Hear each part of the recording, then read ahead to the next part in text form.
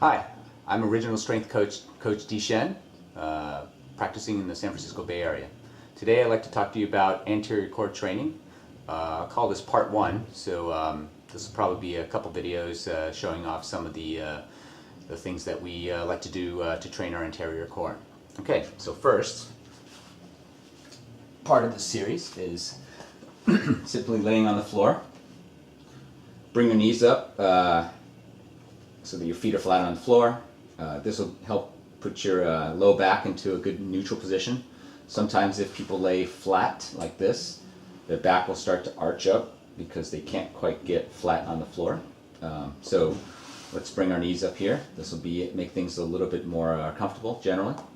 Then the first series in this progression for anterior core training has to do with the head and the neck.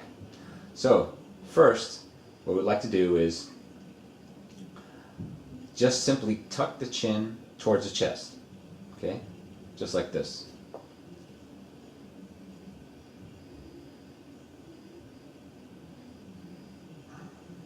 Okay? Very small movement. Hopefully you saw that in the video. As you do this, keep breathing. Keep remembering to breathe diaphragmatically, okay?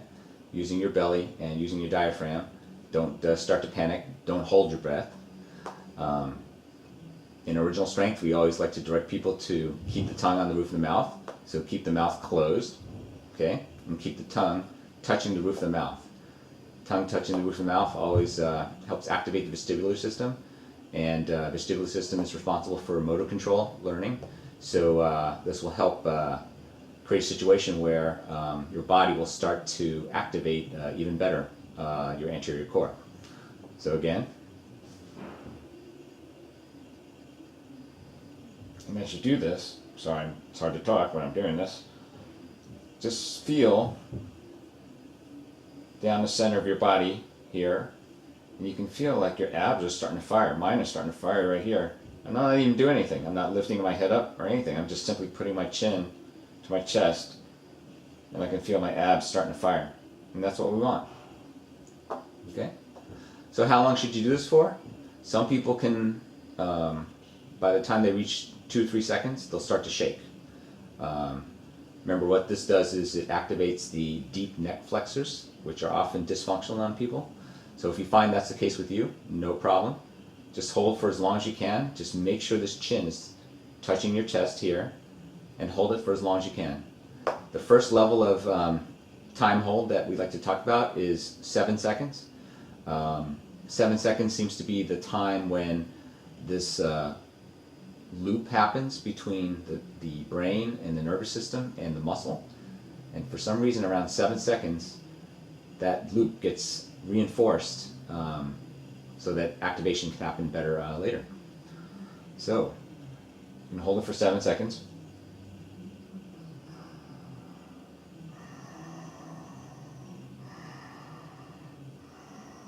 I'm breathing here. Kind of, I'd like to make sure I can feel a little bit of activation here. And then release. Now over time, you can always hold for more than that, 10 seconds, 15 seconds, or up to 30 seconds. But first level is get to 7 seconds, and I think you'll find some good activation. Okay, so that's the first level. Second level is same thing, but let's challenge things a little bit more by lifting the head up just 1 inch, okay?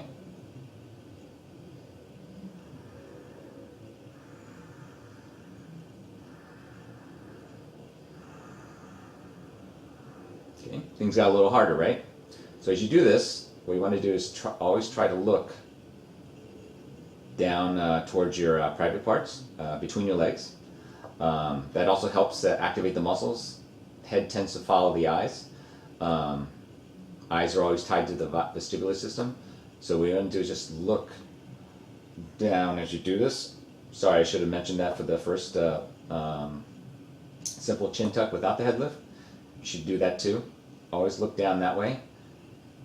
Put the chin to the chest, and then lift your head up for about 1 inch and hold.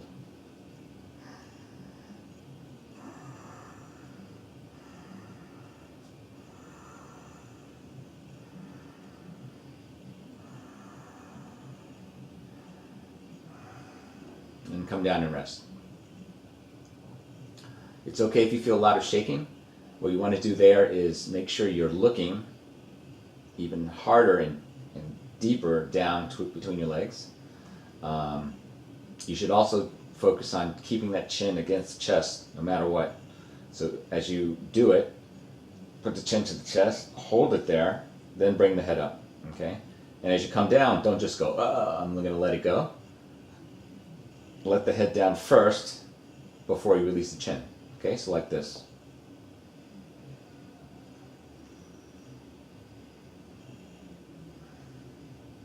Okay, you see that hopefully? Don't do this. Like that, okay? Don't do that. Try to retain the neck hole for as long as possible until you rest the head on the ground. Okay, so that's the second level. Third level is even harder, with more neck flexion. So the head will come completely up and you're looking right down between your legs. Okay, so it looks like this. Chin first down, then lift the head as far as you can, looking between your legs. Okay?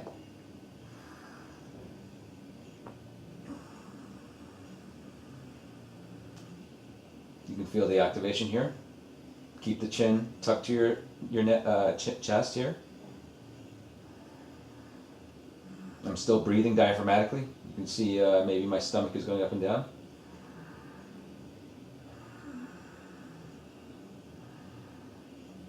And when you come back down, do the same thing. Do not let the neck come away from your chest until you put the head down on the ground. Don't just let the head fall back down. Okay. Have fun with it. Remember, try for 7 seconds. If you want to, once you get there and you feel things are easy at 7 seconds, if you feel like it, you can go for strength, which is holding for 10, 15, 20, 25, 30 seconds. It's a great exercise to just activate that anterior core, especially if you feel deficient in that area. Helps reinforce the breathing under that kind of, holding that kind of tension. Activates the deep neck flexors, which are very important for just mobility and movement. And it helps keep your posture here by keeping the legs up versus down. You can always practice with the legs down, but I find it's much more comfortable and easy to accomplish by first getting the knees up. Thanks.